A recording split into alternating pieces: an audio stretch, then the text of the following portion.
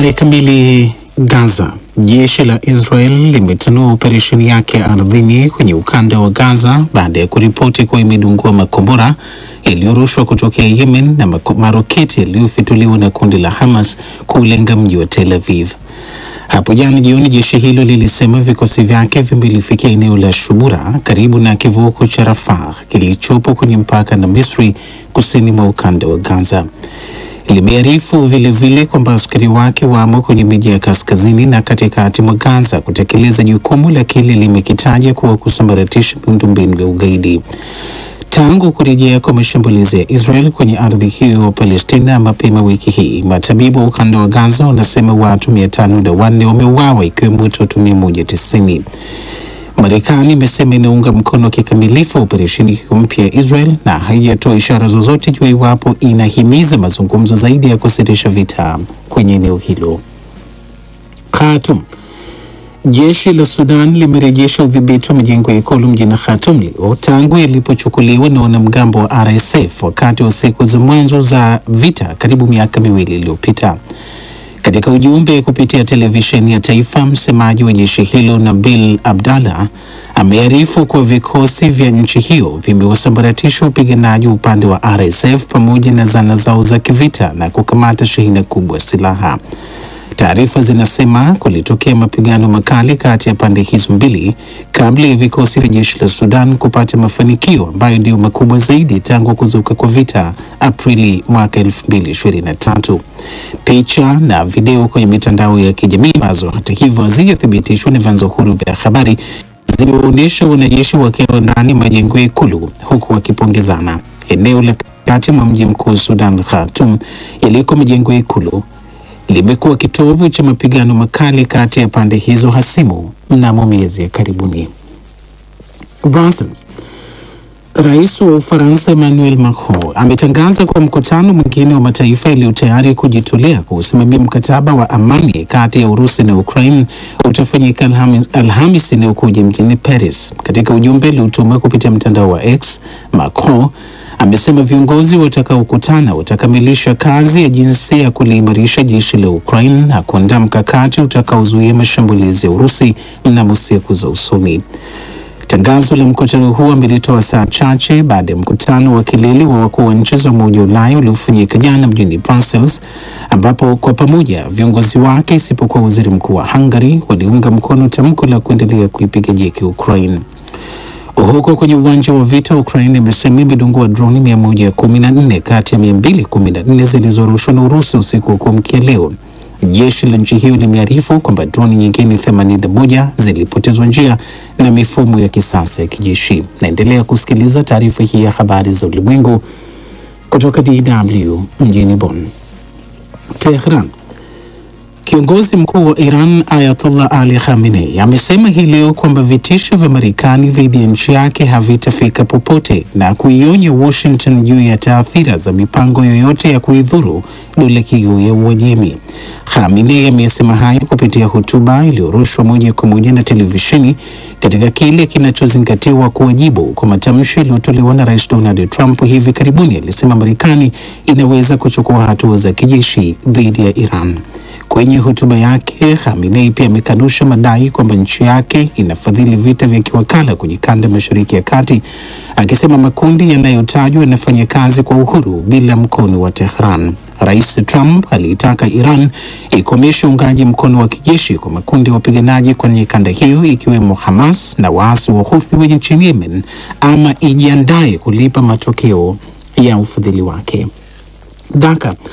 Serikali ya mpito ya Bangladesh imesema haina mipango ya kukipiga marufuku chama cha siasa cha waziri mkuu aliondolewa madarakani Sheikh Hasina, uamuzi unaoiweka serikali hiyo kwenye msuguano na wanafunzi waliopambana kuangusha utawala wa Hasina mwaka uliopita. Chama cha Hasina cha Awami League kinashutumiwa kwa ukiukaji mkubwa wa haki za binadamu wakati wa utawala wa miaka 15 wa kiongozi huyo, ikiwemo matumizi ya nguvu wakati wa maandamano ya kuipinga serikali mwaka jana. Viongozi wa wanafunzi ambao bado wanaomboleza vifo vya wenzao miongoni mwa zaidi ya watu 800 waliopoteza maisha kwenye maandamano hayo wanashinikiza chama hicho kipigwe marufuku. Hata hivyo, kiongozi wa serikali ya mpito nchini humo Mohamed Yunus amekataa shinikizo hilo, lakini ameahidi kwamba viongozi wa chama hicho cha Hasina wanaotuhumiwa kutenda uhalifu ikiwemo mauaji watafikishwa mbele ya vyombo vya sheria. Na huo ndio mwisho wa taarifa hii ya habari za ulimwengu kutoka Bonn. DW Dunia Yetu Leo Mchana. Na mshukran sana Rashid kwa taarifa hiyo ya habari. Tuliokuandalia mchana leo, mfuatiliaji wetu, ni kwamba serikali ya Israel yaidhinisha kwa kauli moja pendekezo la waziri mkuu Benjamin Netanyahu la kumwachisha kazi mkuu wa shirika la kiintelijensia. Jeshi la Sudan lachukua udhibiti kamili wa ikulu ya mjini Khartoum, na Kirsty Coventry achaguliwa kuwa rais wa kwanza mwanamke wa kamati ya kimataifa ya Olimpiki IOC. Kumbuka pia tunapatikana mubashara kupitia ukurasa wetu wa Facebook na YouTube. Vilevile una fursa kuweza kutuma ujumbe wako mfupi katika ukurasa wetu wa kijamii wa Instagram pia. Alafu baadaye tutaweza kukusomea ujumbe huo hapa studioni. Lakini kabla ya yote ni kwamba serikali ya Israel mapema leo imeidhinisha kwa kauli moja pendekezo la waziri mkuu Benjamin Netanyahu la kumwachisha kazi mkuu wa shirika la intelijensia ya ndani Ronen Bar. Haya yanafanyika wakati ambapo majeshi ya Israel yanaendelea kutanua operesheni yake huko Gaza, huku watu wengine wapatao 85 wakiripotiwa kufariki dunia katika mashambulizi yaliyofanyika usiku wa kuamkia leo. Jacob Safari na ripoti zaidi. Uamuzi huo ulifanyika usiku wa kumwachisha kazi Bar unazidisha mzozo wa mamlaka unaojikita pakubwa katika kufahamu nani alikuwa na jukumu la shambulizi la Hamas la Oktoba 7 lililochochea vita vya Israel dhidi ya Hamas huko Gaza. Hatua hiyo pia huenda ikawa mwanzo wa mzozo kuhusiana na ugavi wa mamlaka nchini humo. Mwanasheria mkuu wa Israel tayari amesema kwamba baraza la mawaziri halina mamlaka ya kisheria ya kumwachisha kazi Bar. Waziri Mkuu Benjamin Netanyahu amesema alikuwa hana imani tena na Ronen Bar na kwamba cheo alichokuwa na kishikilia ni muhimu sana wakati wa vita. Hayo yakiarifiwa, jeshi la Israel limesema linazidi kusonga mbele huko Gaza karibu na mji wa kaskazini wa Beit Lahia na mji wa kusini ulioko mpakani wa Rafah.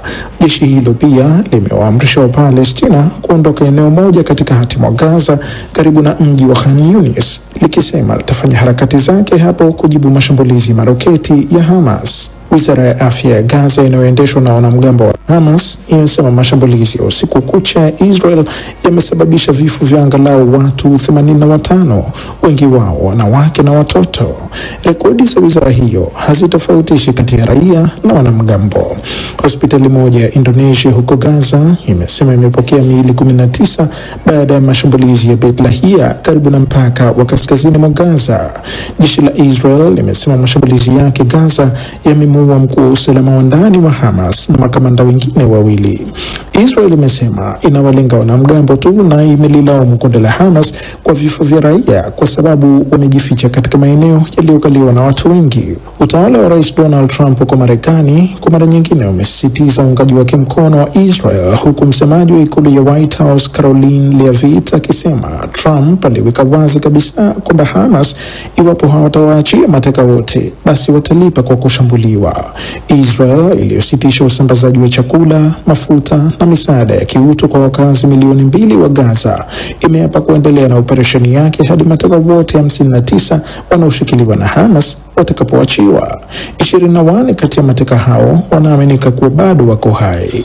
Hamas kwa upande wake imesema itawaachia mateka hao endapo kutakuwa na usitishwaji wa kudumu wa mapigano na majeshi ya Israel kuondoka kikamilifu Gaza kama ilivyoainishwa katika makubaliano ya kusitisha mapigano yaliyofikiwa na Marekani, Misri na Qatar. Endapo hilo litafanyika, wanamgambo wa Hamas wanasema wako tayari pia kukabidhi madaraka kwa mamlaka ya Palestina inayoungwa mkono na Magharibi au kamati ya wanasiasa huru. Shukran sana Jacob Safari kwa ripoti hiyo. Jeshi la Sudan limechukua udhibiti kamili wa ikulu ya mjini Khartoum leo Ijumaa, katika mojawapo ya mafanikio makubwa katika mzozo wa miaka miwili unaotishia kuisambaratisha nchi hiyo. Televisheni ya Sudan na vyanzo vya kijeshi vimesema vikosi vya jeshi vimewafurusha wapiganaji wa RSF kutoka kwenye maeneo ya ikulu. Taarifa kamili na Saleh Mwanako. Msemaji wa jeshi la Sudan Nabil Abdallah amesema vikosi vya serikali vimeangamiza kabisa wapiganaji na vifaa vya adui Abdallah ameiambia televisheni ya taifa kuwa jeshi lilichukua silaha nyingi kutoka kwa wanamgambo wa RSF.